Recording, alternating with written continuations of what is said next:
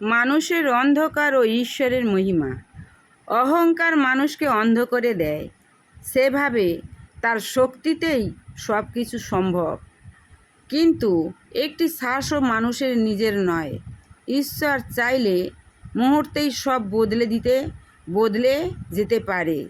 তাই অহংকার নয়, বিনয়কে বেছে নাও।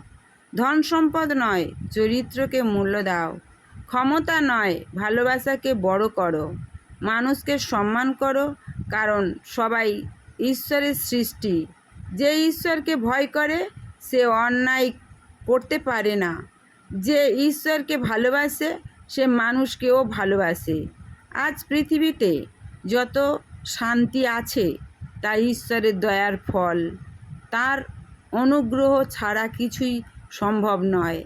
তার উপর ভরসা রাখো, তিনি কখনো তার সন্তানদের ছেড়ে দেন না। তার প্রেম চিরন্তন। ঈশ্বরের দয়া না থাকলে কি হয় একবার ভেবে দেখুন।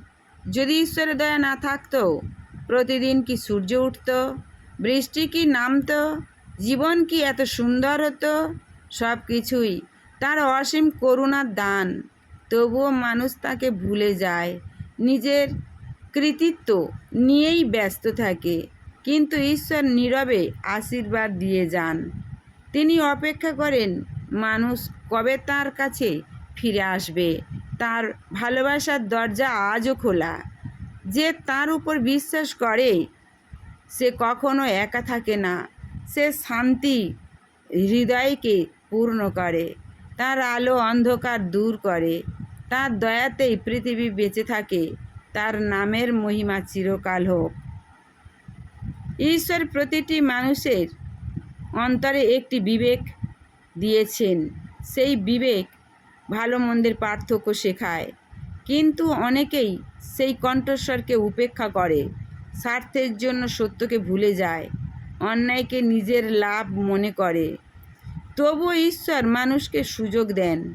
তিনি চান মানুষ ফিরে আসুক, অনুতপ্ত হৃদয় নিয়ে তার কাছে আসুক। যে মানুষ সত্যিকার ভাবে পরিবর্তিত হয়, ঈশ্বর তাকে গ্রহণ করেন। তার ক্ষমা অসীম, তার ভালোবাসা শেষ নেই। তাই বিবেকের ডাকে সাড়া দাও, সৎ পথে চলো, মানুষকে ভালোবাসো, ঈশ্বরকে মহিমা দাও। ঈশ্বরের পথে চলাই জীবনের সাফল্য। জীবনের সবচেয়ে বড় সাফল্য ধনী হওয়া নয়, সবচেয়ে বড় সাফল্য হলো ঈশ্বরের ইচ্ছা মতো জীবনযাপন করা। মানুষ একদিন সব কিছু রেখে চলে যাবে, কিন্তু তার ভালো কাজ রয়ে যাবে। ঈশ্বরের সামনে অর্থের মূল্য নেই। সেখানে মূল্যবান হলো বিশ্বাস, ভালোবাসা ও সৎ জীবন।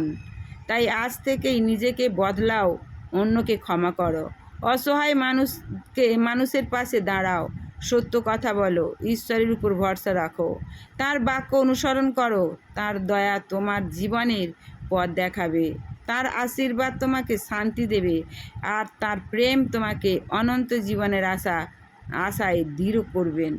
ভালো থেকো, সুস্থ থেকো, সুন্দর থেকো এবং সাবস্ক্রাইব, কমেন্ট, ফলো দিয়ে সঙ্গে রাখো, পাশে রাখো।